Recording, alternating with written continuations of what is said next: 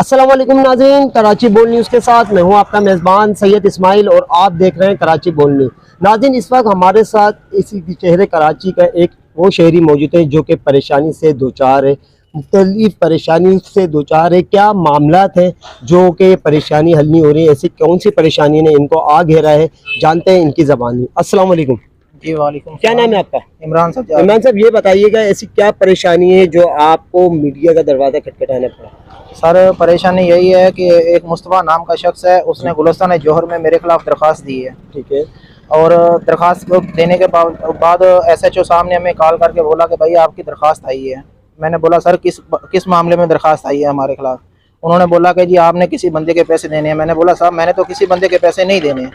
उन्होंने बोला भाई आप थाने में आओ, इधर आके बैठ के बात करो। हम लोग थाने में गए। SHO साहब ने बोला कि भाई आपने इस बंदे के पैसे देने हैं। मैंने उस बंदे के सामने इनकार किया। मैंने बोला सर मैंने इस बंदे के पैसे नहीं देना, मैं इस बंदे को नहीं जानता, मेरा इसके साथ कोई कारोबार भी नहीं है।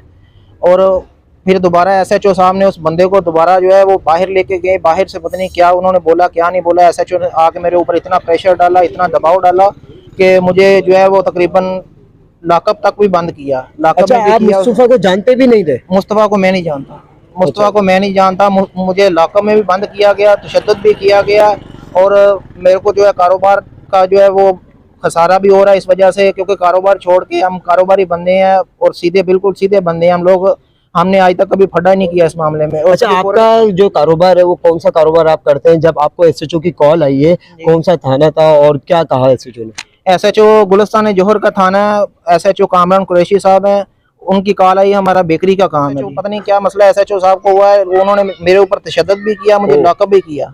अच्छा, आपको लॉकअप भी कर दिया, तशद्दुद भी कर दिया, तो आपके भाई को बुलवाने की कोशिश की उन्होंने? मेरे भाई को बुलवाने की कोशिश की, मेरे पीछे से मेरे घर वाले आए, उनके साथ भी बदतमीजी हुई। मेरे भाई साथ में तो कुछ यार दोस्त थे, उनके साथ भी बदतमीजी की उन्होंने। फिर भाई आपके गए? भाई नहीं मेरे गए इस मामले में। भाई जो है वो पीछे ही थे। भाई को हमने बाहर रखा था, लेकिन इन्होंने SHO साहब ने और इनके अमले ने हमारे साथ खूब बदतमीजी की। वहाँ मेरे से SHO साहब ने 80,000 रुपया भी लिया। 80,000 रुपये क्यों लिया? वो 80,000 रुपया लिया और मुझे ये भी बोला गया कि 50-50 हजार रुपए के चेक भी बना के लाओ। अगर आप चेक नहीं दोगे तो आपके ऊपर FIR भी करेंगे और आपको जो है आपका कारोबार भी बंद होगा, आपके ऊपर तशद्दुद भी होगा। अच्छा, आपका जो मुतालबा है आला हुकाम से, क्या मुतालबा है, क्या कहेंगे आप? मेरा आला हुकाम से मुतालबा यही है, SSP साहब से, IG साहब से, DIG साहब से, वज़ीर आला सिंध साहब वज़ीर आला सिंध साहब से कि हमें बेहतर से बेहतर रहनुमाई फराहम की जाए और हमारे फैमिली के लिए भी ये खतरा बना हुआ और उनके लिए भी जो है ना ये किया जाए। अच्छा, इसके अलावा ये हमारे भाई के घर पे भी गए हैं।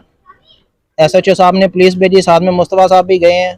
इन्होंने जाके वहाँ पे बदतमीजी भी की, अंदर घर में भी घुसे हैं, जबकि मेरा भाई घर पे नहीं था।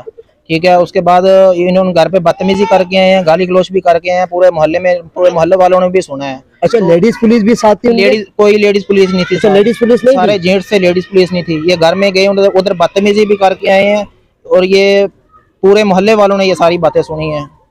नाज़रीन, आप देख सकते हैं कि कानून देखें किस तरह का कानून है कि अगर आप जब फैमिली घर पे मौजूद नहीं हो, ख़वातीन अकेली हो, लेडीज़, तो लेडीज़ पुलिस ही जाए तो ये बहुत अच्छा होता है। लेकिन लेडीज़ पुलिस ना होने के बावजूद आप दाखिल हो गए बगैर इन्फॉर्म किए और अंदर सर्चिंग करिए। अच्छा, जब सर्चिंग करिए तो फैमिली को क्या उन्होंने कहा? जो एंट्री हुई थी जो पुलिस वालों की, फैमिली को कहा कि आपका शोहर किधर है?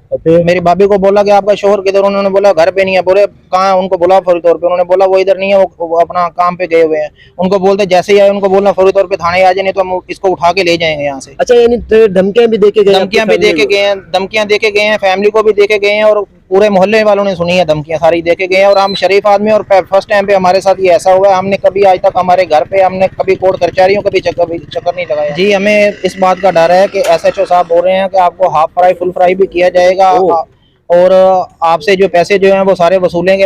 हमारी यही है कि हम पैसे हैं तो किस बात के, हमने पैसे देने ही नहीं है उनको, तो हम किस बात के पैसे दें उनको? SHO साहब ने बोला कि आपको हाफ फ्राई फुल फ्राई भी किया जाएगा। अच्छा, ये SHO साहब ने आपको धमकी दी हाफ फ्राई फुल फ्राई? जी, SHO साहब ने ये धमकी दी हमें। SHO और हमारी फैमिली को भी इस बात का बहुत ज़्यादा खतरा है। और SHO साहब हमें इस बात का डर है कि SHO साहब हमारे ऊपर कोई पिस्टल का या इस तरह का केस डाल के हमारे ऊपर FIR ना कर दें। हमें ज़्यादा इस बात का डर है और हमारी फैमिली को भी इसी बात का डर है। तो आला हुकाम से आप क्या कहोगे, ऐसे क्या अपील? हमारी आला हुकाम वज़ीर आला सिंध, DIG IG सिंध से हमारी गुजारिश है कि हमें कानूनी तहफ़्फ़ुज़ फराहम किया जाए और आम इंसाफ दिलाया कुछ जाए। आपकी फैमिली के साथ थ्रेट हो गया तो आपने कोई कानूनी रास्ता इख्तियार किया? जी, हमने कानूनी रास्ता जो है वो इस्तेमाल किया है। हमने अदालत में पिटीशन दायर करवाई है और 20A और 20B 22 से 22A और 22B जो है पिटीशन हमने दायर करवाई है और इस बहाने से जो है हमने मीडिया का दरवाज़ा खटखटाया है ताकि हमारी बेहतर रहनुमाई की जाए। अच्छा, कोर्ट की जानिब से क्या नोटिस जारी हुए हैं? क्या उन लोगों को अभी तक नोटिस इशू हो गए हैं या आपको कोई? जी, कोर्ट के जरिए नोटिस जो है उनको इशू हो गए हैं। जी नाज़रीन, आप देख सकते हैं कि शहरी का कहना ये था कि इन्होंने कानूनी रास्ता भी इख्तियार कर लिया है। 22A की पटिशन उनके खिलाफ लग चुकी है। अब देखना ये है कि कानून का दरवाज़ा इंसाफ इन्हें कब मिलता है। एडिशनल IG SSP से इन्होंने गुजारिश की है कि इन्हें तहफ़्फ़ुज़ फराहम किया जाए, इनकी फैमिली को तहफ़्फ़ुज़ फराहम किया जाए ताकि ये अपनी ज़िंदगी हंसी खुशी गुजार सकें। जी।